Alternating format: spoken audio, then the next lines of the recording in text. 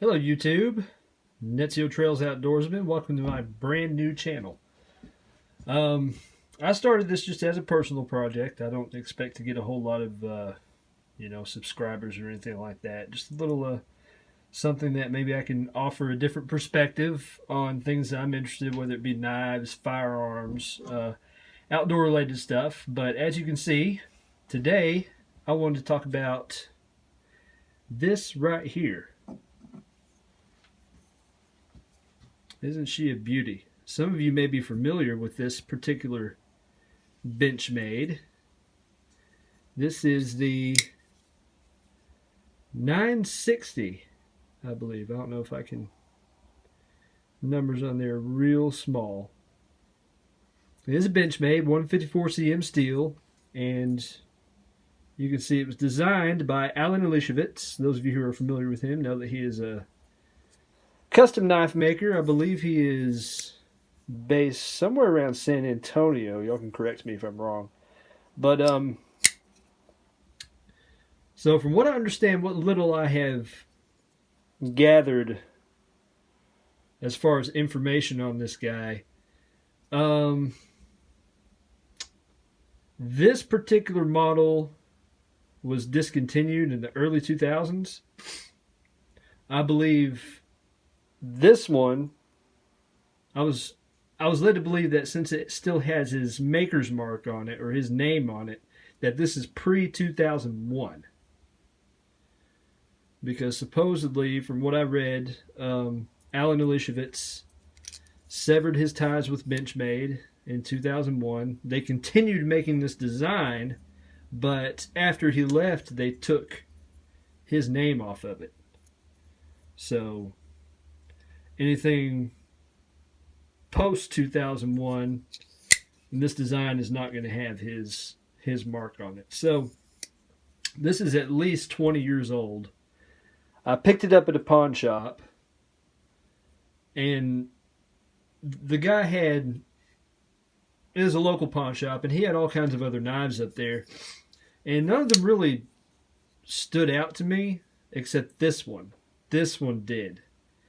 And it was kind of crazy because this knife has a lot of features that I don't typically like in a modern folding knife.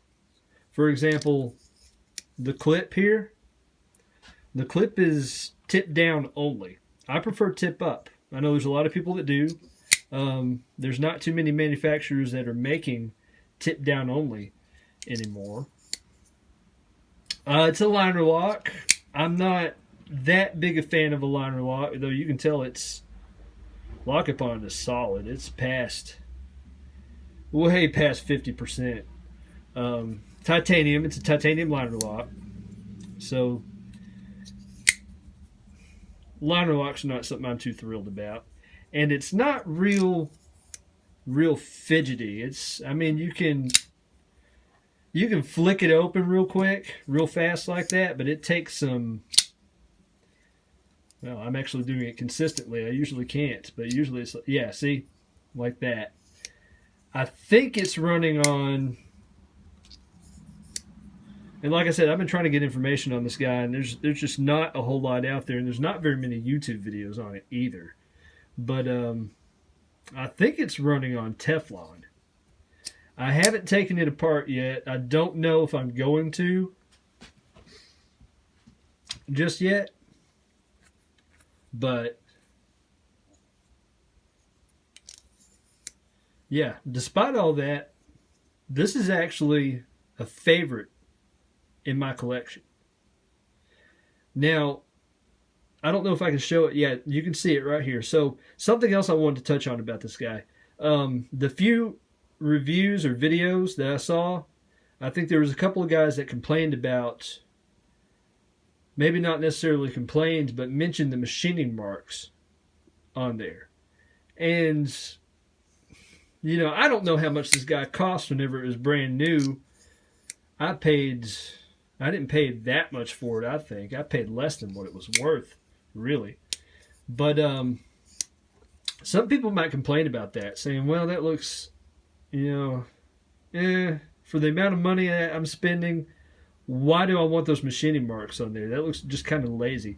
But I think I know why they did it. And either this is the reason they did it, or I'm just making excuses for them. I'm not sure. But so these liners, as you can tell, are anodized blue, right? We all know what titanium does whenever it gets scratched up. If it's anodized, it gets scratched up, and that anodization starts to wear off. Now, if you've got these machining marks in there, you've got more surface area that, you know, it would be harder to scratch that bluing or that anodization off of it, because your fingers or your keys, if it's in your pocket or whatever, rattling around, aren't going to be able to hit all of those surface areas, and that's going to keep that blue on there. And I think that's how, because I don't know if you can tell in my lighting, but there's still a lot of blue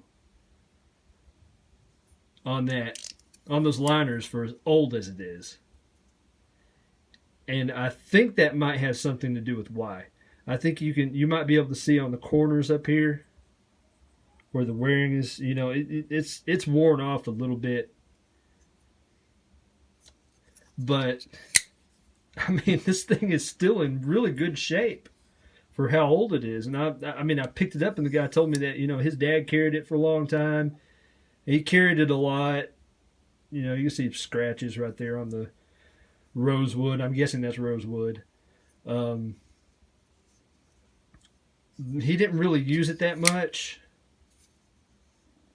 I mean, you can see right here, I think somebody tried to use one of those cheap pull-through sharpeners and just scratched up the blade. If I bought this, you know, secondhand from somebody whenever it was still, you know, still a production model, I might have been a little upset about that.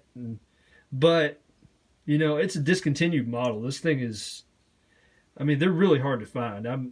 I'm seeing them on eBay right now. There's a guy asking $250 for one, and it looks about like this, and he says it's in used shape. And there's a couple on Arizona Custom Knives that are about the same price. So, I mean, I'm not going to complain about that too much, and I am going to use it. I do carry it. I actually really enjoy carrying this thing, and it's a really beautiful knife. As far as like measurements go, I'm kind of doing this video on the fly. I got real excited. I wanted to start this channel. Been wanting to do this for a long time, and I don't have a scale or calipers or anything like that to you know, to give you some size and weight comparisons and all of that. So I do apologize for that. I don't know. I may completely scrap this video, and once I get all that stuff, redo it. But I just wanted to, you know, I wanted to start doing this, and I wanted to talk about this guy because there's so little information on YouTube about it. But anyways, moving on. So I wanted to touch up on the carbon fiber. I mean, look at the way. I mean, that is beautiful. How that carbon fiber shines, and of course you can't see most of it because of that weird pocket clip, which I actually like that clip. It's very, very secure. It's just kind of it's weird looking, and I think that's kind of Alan Elishewitz's style, was the big pocket clip and the huge pivot. But man, that carbon fiber is beautiful, and it just blends seamlessly with this. Like I said, I guess it's rosewood, but the carbon fiber is actually, you can see it right here, that wood goes all the way across, and the carbon fiber is just kind of, I guess, laminated on top of it. It does that on the other side too, a little bit, you can tell. So it's not like true carbon fiber bolsters, I guess you could say.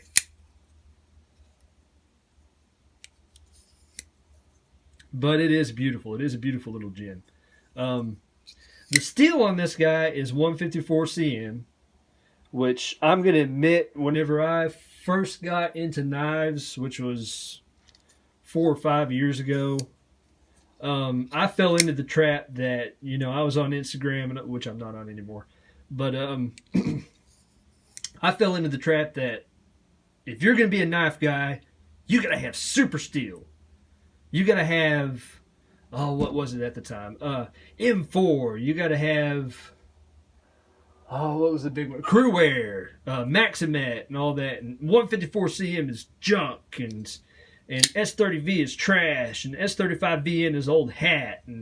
And so I was out there buying M390. M390 was a big one too.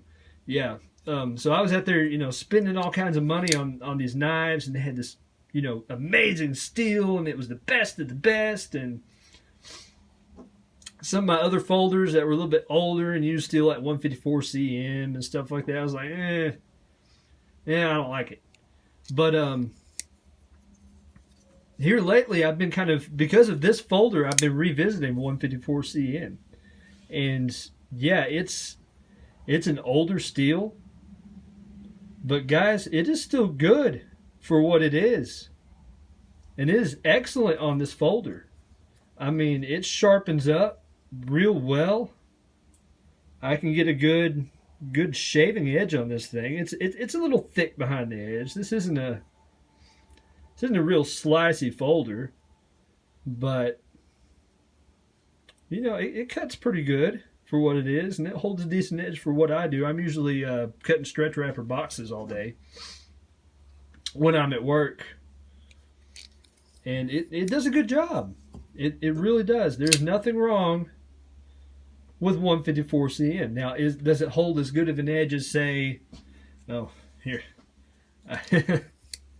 Let me show you. I actually don't know much about this steel yet either, but I've got my very first sprint run, Spyderco PM2 in S45 VN. Yeah, that's the big one of the big steels everyone's freaking out about right now. And but that's a video for another time. But yeah, I've got that guy. And 154CM it does its job. It does its job well. And really, the blade shape on this guy really speaks to me. I love clip points, and I like how that swedge, gives a contrasting look. And I don't know if you can tell. I'm not going to be able to get the camera to focus that well. You might be able to see a little bit. On the flats, it's kind of stone washed, and then on the grinds, it's satin. Yeah, real pretty folder. But yeah, that's and since we had the PM2, since everybody has the PM2, I'll go ahead and do a little size comparison here. So you can tell that I never forgot. 690. I get confused. 690, 960. I don't know which one's which. But you can see the 690 is a little bit smaller. I would say the cutting edge is maybe just about the same as the PM2. Of course, the PM2 has a very long handle to blade ratio. Some people complain about that. I don't mind it. But yeah, that's my review of the Benchmade 690. Very beautiful folder. I would say it's I would call this a gentleman's folder. Just the materials used, but it's not afraid to go to work either. I take this thing to work. I carry it to work. These carbon fiber bolsters, you're not going to hurt them. And these, whatever they did, this wood right here, I mean, you can see it's scratched up a little bit, but it's